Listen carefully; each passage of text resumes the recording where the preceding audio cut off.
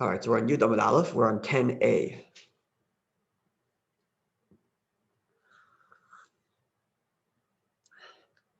Before we get to the Gemara itself, just two interesting comments from Rabbi Gimple. The first is, he cited to a Marsha, which I saw, when Shimshon says that I served the people for 20 years, in the parentheses it says, and two. Now, it's not 22 years. I just kind of glossed over those words because it's a discussion, which I'll explain in a minute. But the parentheses says, and two. It's not 22 years. So the Mashal explains that it's twice 20 years because the verse says twice that he ruled for 20 years.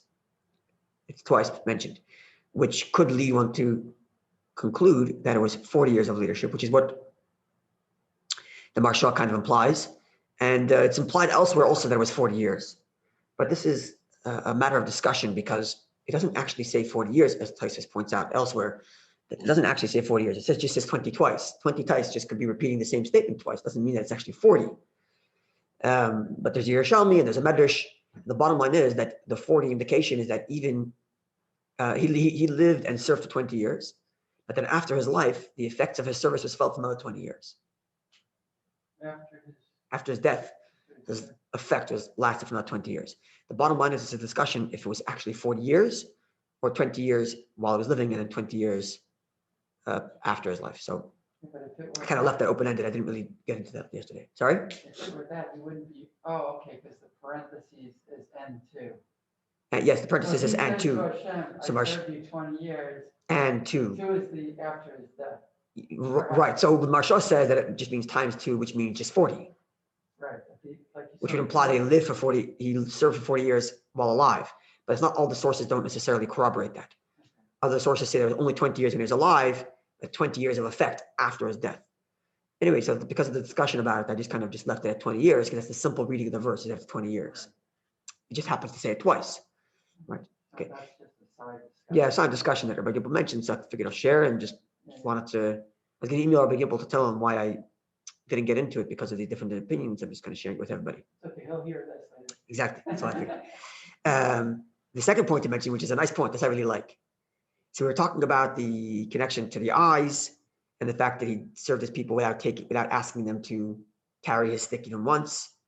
And what's the relationship there? So we suggested this connection to the verse, which refers to the leaders as the eyes of the people, right? So Rabbi Gimple, and we were talking about judge is blind, right? Yeah. So Rabbi Gimple added, this is a good point, that the verse says that which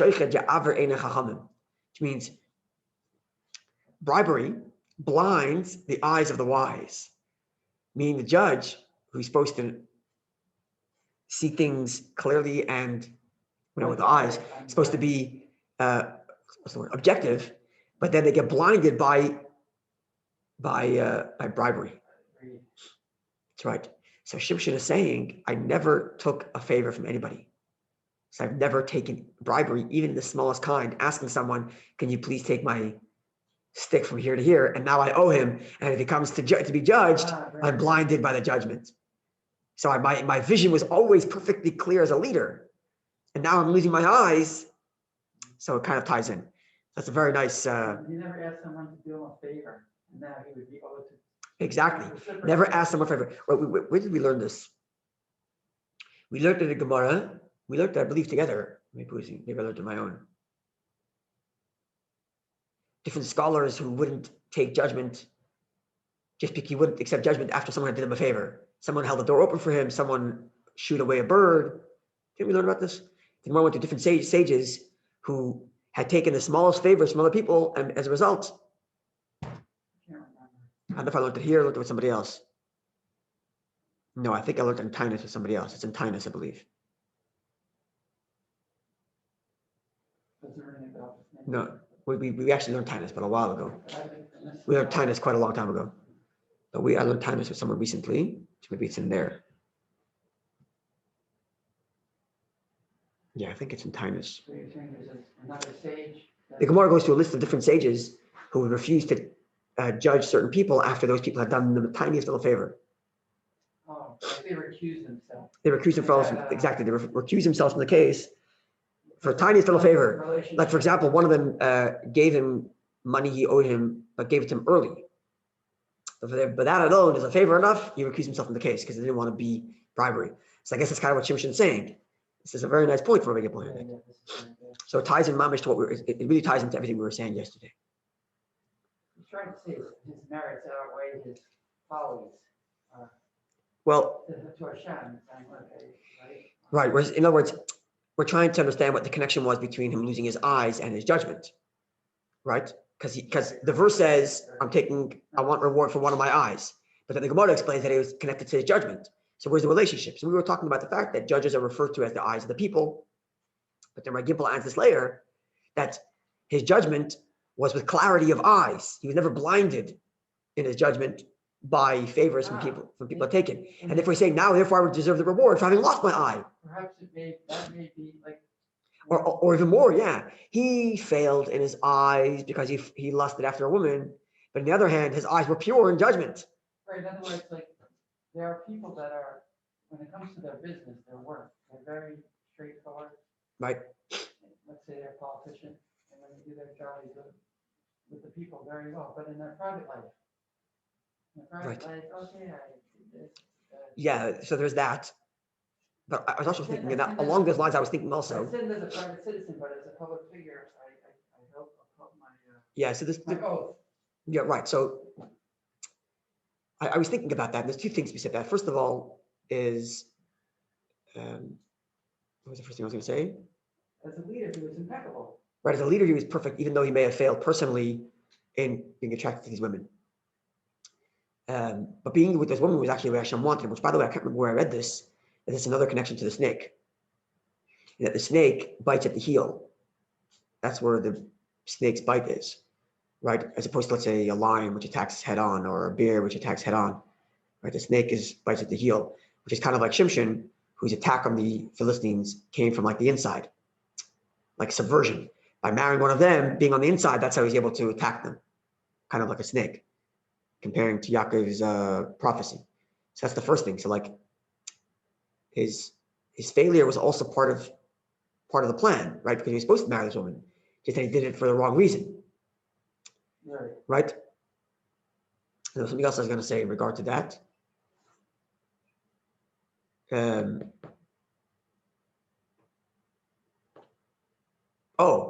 other thing I was going to say was that it's interesting that none of his, at least not that we know of, none of his failures in being attracted to women were Jewish women. Almost as if further to your point, I kept all my indulgences without in any way compromising my relationship with Jewish people. I never did that. It was on the side, so it's not that it makes it any better. I don't want this to be understood that like, if things are on the side and it happens in China and not in Montreal, it's okay.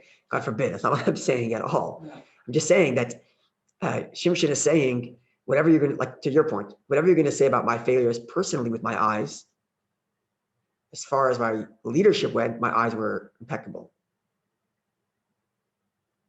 Right? And I'm saying that that's true, even not just relationship, not just as a judge, and that he didn't ask for any favors that would blind him, but even in terms of women. He never defiled her, as it was a Jewish girl. Didn't take advantage of a Jewish girl, notwithstanding his great prowess for intimacy. Anyway, this is all nice and interesting speculation, but it's very interesting. I was reading one of the chapters last night, 14 maybe, and it said Samson lost his righteousness. It started out that when the verse said he lost his righteousness, or maybe in the commentary in the Tanakh. Maybe the commentary, he lost his righteousness. He lost his righteousness because when he started going with these women, as we learned, it was for pure intentions. They were for subversion. Into right. That was God's plan. That should be subversive. Right. But slowly, after a few women, he started to like these women. So it's a good point because it shows, like in Sotah, some of these relationships. It's a slippery slope. Like you're with these, let's say you're confined with a private woman. It's all innocent at first, but over time you get weak.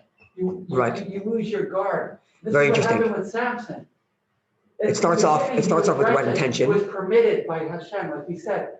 What Hashem permits you to do, you shouldn't indulge in. Right. After a while, it became, he let his guard down and started to enjoy the relationship with these non-Jewish women. So you have to constantly be on guard and remember that you're here for a mission. That's where the downfall started. Right.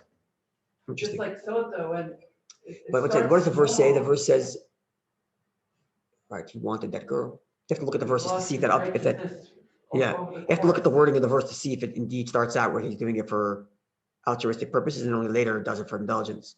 Or does the verse indicate that right away it was for indulgence? You have to look at the verses to see how that plays out. But the idea is correct in that it starts off. So I'm saying we have to look at the actual verses to see if it indicates a slippery slope, where he starts off with the right intention and then slips down to indulgence. Or it seems like the verse starts off right away. He says, I like that girl, right? I don't know, we have to look at the verses to see exactly how it plays out, but the idea is correct in that a person may begin innocent and say, no, I'm okay. And we had this discussion in other Gemaras also, where a person says, oh, I'm fine, I'm okay. And that's the worst thing. You're not okay, you have to be on guard, right? Sorry? It's like kosher food too. Some people make the argument, oh, well, there's no ingredient here that's non-kosher. What's wrong with this? Because it doesn't have a... It's a salad from a non-kosher restaurant, not a big deal. So I said, that's a slippery slope. Right. You start this way and then it leads to this, you're eating, that's why there's such stringency with kaju, because you have to... So that's why the sages implied in safeguards, which is one of the reasons why we say a lot of times that the words of the sages are more strict than the words of the Torah. For that reason, because the words of the sages indicate to you that you care about the mitzvah enough, that you're willing to put up safeguards because you don't want to, God forbid, fall into doing the wrong thing. In other words, your lack of care for safeguards indicates your lack of care for the actual mitzvah. I think that's the whole focus. That's the whole premise of the Sotah here. Don't say it's innocent. Right from the beginning, know that it's what you're supposed to do and what your lines are. Sure. Yeah, good point. Okay, let's do a few lines of the Gemara. Very nice. So the line begins with the word lamakayim, and then we have the word vayelech shimshon. So this goes back to the part of the story where after they burned down his wife and father-in-law, because he left after being upset when they first scammed him out of the riddle, and then he leaves and he comes back later, and the father says, well, I'm sorry you left, so I gave my daughter to somebody else. You can marry my other daughter. And then the local Philistines come to the father-in-law and say, why are you bringing this subversive guy into our midst? This guy is going to ruin us. And they burn him. They burn the father-in-law and the daughter, his wife and father-in-law. Shimshon is very upset. That's after he burned down the whole granary. No, that's now. And he comes, Shimshon comes, and he takes 300 wolves, puts their tails on fire and burns all the crop. This is that story. This is that episode. Right? He does that with foxes. Right? Then they kill him and his daughter. It's before or after? After, because... I think he does this in response to their killing. Wasn't it after? Because that's, who did this to us? They said, oh, it was Samson. So then that's when they went and got retribution for him. No, they went retribution. The retribution after he did that was when they tried to come to the Jewish people and try to oppress the Jewish people to get him out, right? Isn't that right? I thought it was the other way. I thought it was after they burned all the fields that they were so upset. They wanted to know. Who's the other way? Let's look at it. That's what it was. Judges 14. Yeah, maybe we got the order wrong. Just pulling up the Judges. It's verse 14, chapter 14, 15, verse 4. So let's scroll down, 14, 15. Sometime later this season of the wheat harvest, Samson came to visit his wife, bringing him a kid gift. He said, let me go to change my wife. But the father would not let him go in. I was sure, though, said the father, that you had taken a dislike to her, so I gave her to your wedding companion. But her younger sister is more beautiful than she. Let her become your wife. Thereupon Samson declared, now the Philistines can have no claim against me for the harm I shall do to them. You're right. So because they gave away his wife, he burnt the foxes, and because of that, they killed the father-in-law and daughter-in-law. Yeah, so you're right. You're right. So he initiated in retribution for them giving away his wife. Right. Yes. Okay. Yes, I'm sorry, I got the order wrong. Thank you. So the Gemara asks, Ma'ishno Shoalim, what is special about foxes? Why foxes out of all things? And this is again connection to what I was saying earlier about the snake. I can't remember where I read it. Anyway, Rabbi Avoy bar Negdi. Avoy son of Negdi says, Rabbi bar Abba, the name of Rabbi son of Abba.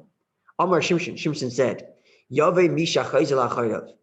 Let the one who walks backwards, referring to a fox, who when faced with danger, doesn't just turn around and run.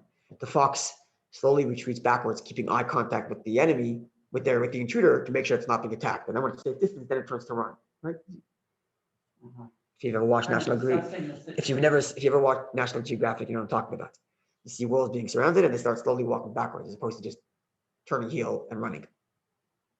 So fox walks backwards when faced with pressures, and the Yifra let that one come and pay back the Philistines, who went back on their vow. Avimelech vowed that his children won't oppress the Jewish people, won't oppress Abraham's children. They went back on their vow, and therefore Shimshon pays them measure for measure, keeping in the theme here with the fox that walks backwards. And this connects, as I was mentioning before, that this is kind of like Samson himself, who comes from like the snake, from the heel as opposed to head-on attack. Okay, another piece of the puzzle that we should be thinking about. This idea of retribution from someone walking backwards.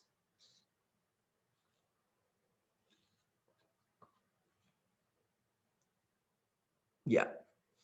Okay. But Samson's like the snake because he does a stealthful infiltration, right, of their when he infiltrates the Philistines through the women.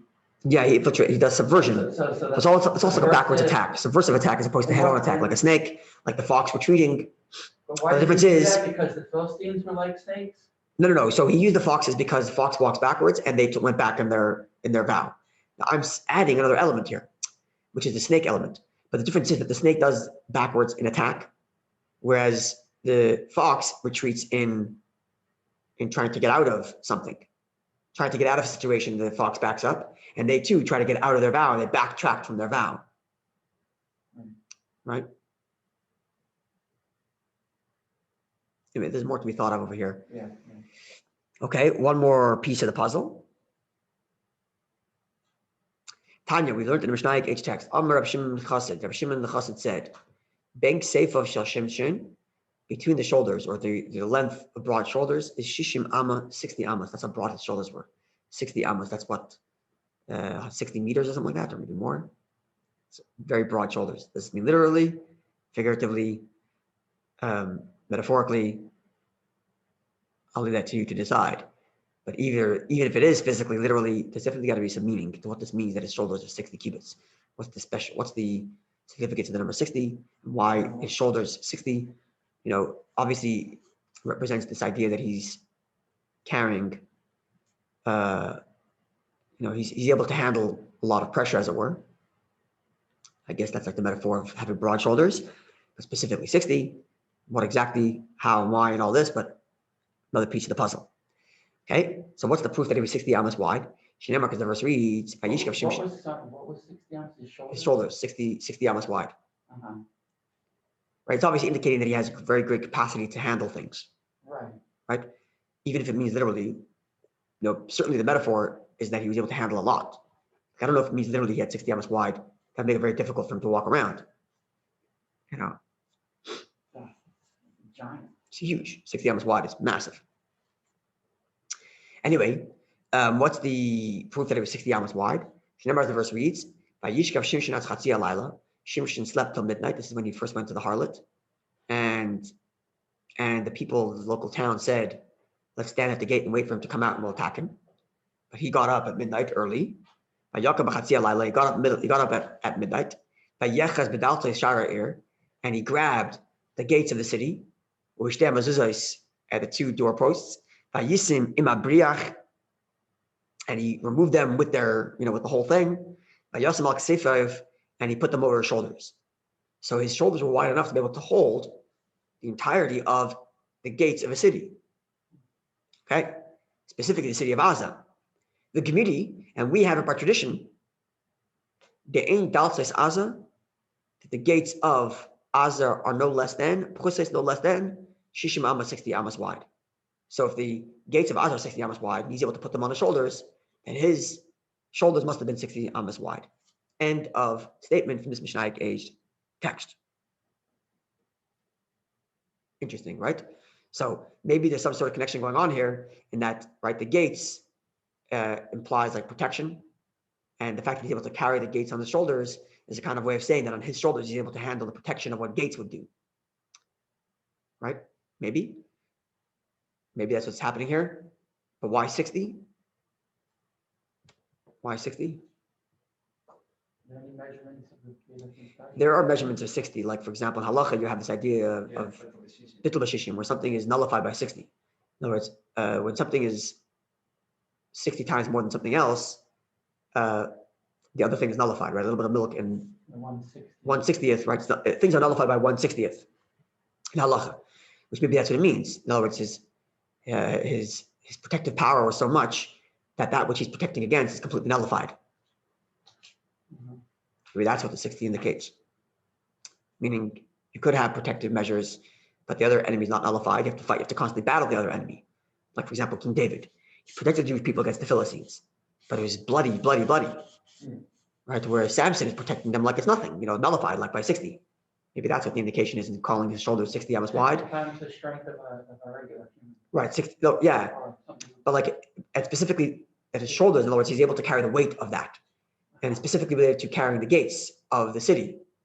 Gates indicating, again, protection. That's what gates are, right? Gates of it, wall cities and gates are there for protection. That's why cities have walls and gates, right? In other words, the gates are the only weak point in a wall. The wall keeps the city protected. You have to have gates, otherwise you can't get in and out of the city. And that's their weak spot, is the gate. Right. So, yeah. But he's carrying the whole gate, as if to say, like, he's able to do all that protection in such a measure where his enemies are nullified by 60 to him. Like a ratio of 60 times. I don't know. I'm really just projecting here, and obviously the floor is open. Just another piece to the puzzle.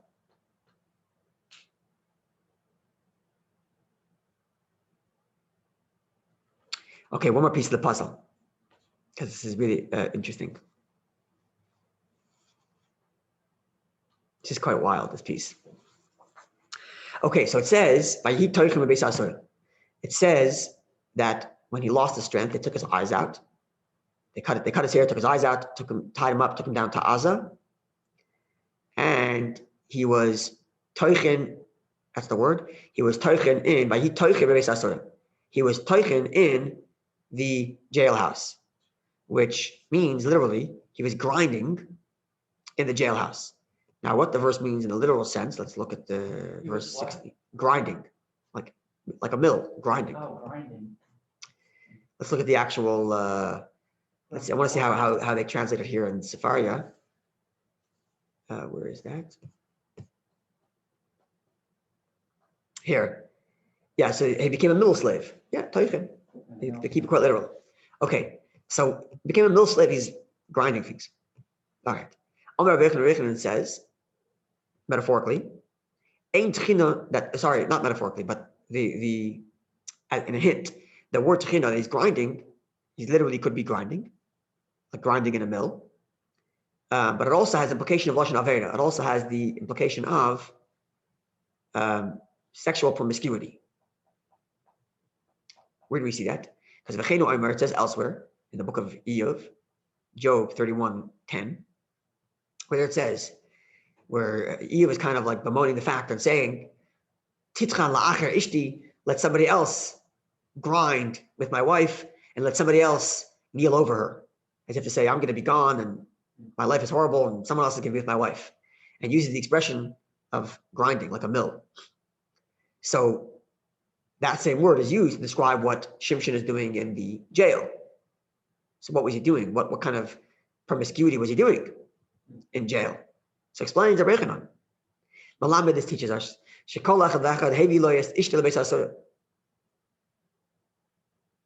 everybody there brought their wives to jail so that he should be with them.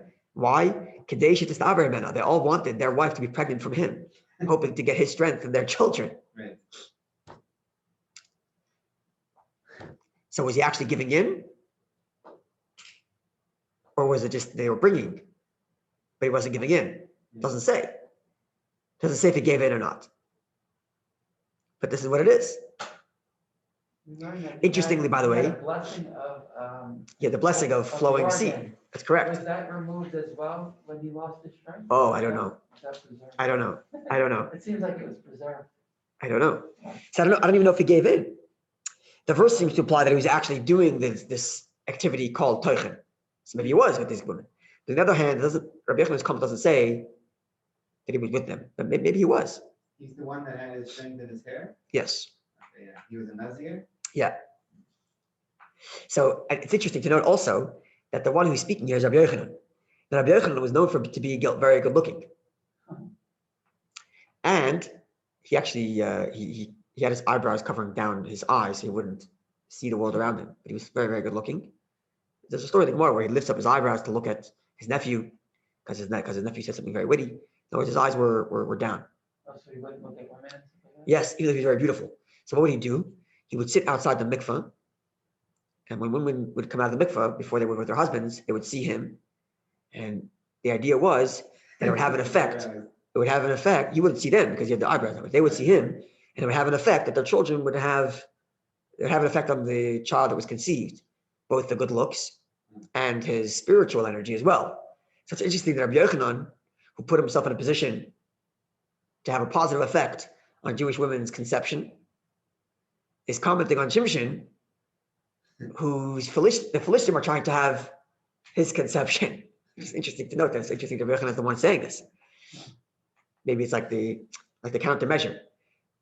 Shimshon in the negative, the Philistines are trying to, and Rabbi Yochanan in the positive. He wants to have there is this idea, by the way, brought down in some Svarim, that when the thoughts that mother and father have during intimacy has an effect on the child is born. Right. And even in Svarim it says that, depending on the stage and where you are, and you talk to your mashpia about this, not necessarily this is something you want to do all the time, or when and how and where, one has to use their own sense of, use your own sense of self-awareness to know when this is appropriate, when it's not appropriate. But there is such a thing where intimacy between husband and wife are done in a spiritual sense, coming off of learning together or reading stories of tzaddikim together, right? As opposed to just raw indulgence. There's a spiritual element to it also. Conversation about things that are holy, and then that conversation that's still in your mind when they're intimate has an effect on the child, a positive effect. And that's what Rabbi Yochanan was doing. Whereas Shimshon, whereas the Philistine are doing the opposite. They're trying to siphon off his power to bring it into negative energy, which, by the way, leads back to what we were talking about before. We talked about earlier where because he lusted after impurity, therefore his sustenance came from impurity, right? And we talked about how this idea that a person makes a choice. A person makes a choice. Does he want his energy to come from holiness, or does he want his energy to come from the opposite? God forbid, right? And what happens? Negative energy, klippa, also comes from kedusha. We use the example all the time of klippa as being a parasite. Parasite, or a parasite lives by sucking off of healthy tissue, like a growth in the body, right? It still lives and has energy. Exactly, lives and has energy from the healthy issue, but ruins it. And that's kind of what's happening here. Because he maybe gave credence to klippa, therefore the klippa, these Philistine, are able to siphon energy off him. Which is what happens spiritually when a person does a sin. When a person does a sin, two things happen simultaneously. Number one, he becomes the recipient of klippa because now he's taking energy from klippa. Number one. Number two, he takes the godly energy he has by his neshama and invests it into klippa, and thus giving klippa more power. So maybe the same thing happening here with Shimshon. Shimshon indulged in klippa. So number one, his energy came from klippa. He took water from the jawbone of the donkey, which is not a kosher animal. And number two, what's happening here? He ends up becoming a leech upon which klippa can siphon. The opposite of which is Rabbi Yochanan, who's keeping all of the energy specifically in holiness to give Jewish women an added element of holiness to their intimacy. Maybe. Following? Sorry? Yeah, a little. You know this Kabbalistic principle of Avedis. The person does a sin, right? So I have godly energy in me, and this thing is a sin, it has klippa. So I eat now non-kosher food. So two things happen. I became a recipient of klippa. My energy now, life, is coming from klippa, Oh, okay. right? Instead of my food coming from kosher places, now coming from klippa. Right. Same thing's true of intimacy. Whatever I'm enjoying, I'm intaking klippa. I'm intaking negative force, right? And number two, because I have a neshama, because I have a godly soul, klippa now has the capacity to siphon energy off me. Oh. Because I've now engaged with it. Right. That's the two-way reaction of a sin. And these are the two things mentioned here about Shimshon. Earlier we said that because he lusted something impure, therefore when he asked God for water, God gave him water out of the jawbone of a donkey, which is not kosher animal. So you engaged in impurity, you get fed by impurity. And now the second thing is happening. As a result of his impurity with the Philistine, the Philistine are now siphoning energy off him. Klippa is siphoning energy off him. They're bringing their wives to literally get pregnant from him.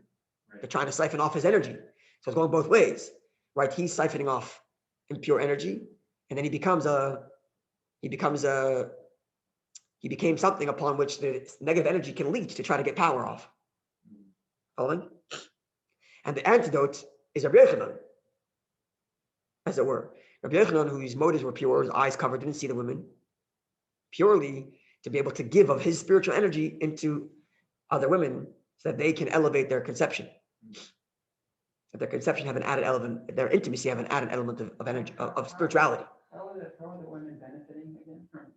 Because the thoughts that a person has in their head during conception has an effect on their child spiritually. So they look at So they see Rabbi Yochanan, that has an effect on them, and that image is kind of in their mind when they're with their husbands.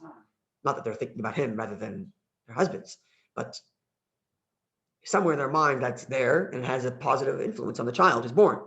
Much like I was saying earlier, that if husband and wife, when they're intimate together and conceiving a child, have elevated spiritual conversations, then the intimacy is more spiritual, which has a spiritual effect on the child.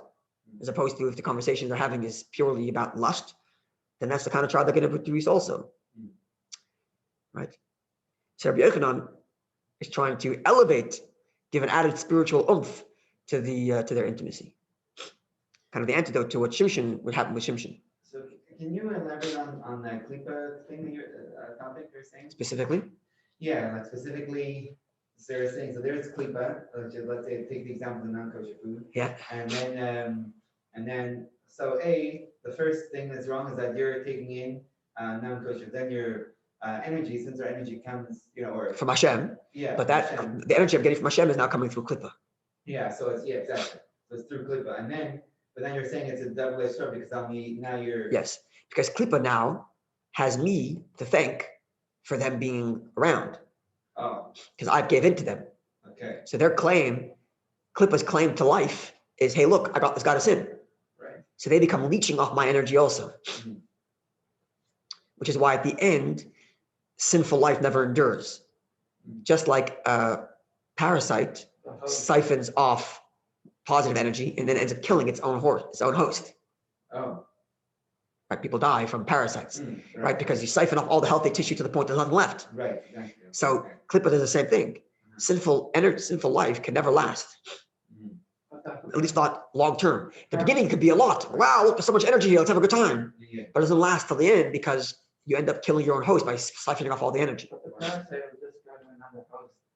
Yeah, so klipa will find another Jew, God forbid. The host is gone. Right. So klipa, God forbid, will find another Jew. But then let's say all that energy that you've now gained from this klipa, you put it into activities that could be filled with klipa.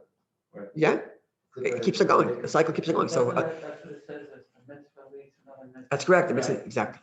Yeah. Okay, so final comment from the Gemara says, in relation to this idea that they would give Shimshon their wives, hoping he would make them pregnant. This is like the common expression. To a wine drinker, give him chamra, give him wine. To the one who works in the field, give him dates. In other words, give each person what's appropriate to them. If you want to give someone a gift, you think of what they're good at, Appropriate, right. right? So this guy's good at drinking wine. He likes wine. Give him a bottle of wine as a gift. This person works in the field and they're used to eating off the dates of the field, so give him dates. And Shimshon, who, as we learned earlier, was blessed with special energy in his procreative powers. So the appropriate gift, as it were, is to give him women. Yeah, this is the Gemara's expressionism, which kind of ties in here to what you were saying, that Aveda Gaderes Aveda, sin causes another sin. A person who indulges in a certain way, he's going to get more and more of that indulgence until it finally kills him, spiritually speaking, right? Whereas if a person engages in positivity, then the positivity is going to keep on growing and it'll keep on growing, right? So it's all measure for measure, keeping in with that theme. All right, so this is very, very interesting. We're getting more and more pieces to this puzzle. There's a little more to come, God willing, next week. Wonderful day, a good Ner Shabbos. Yeah.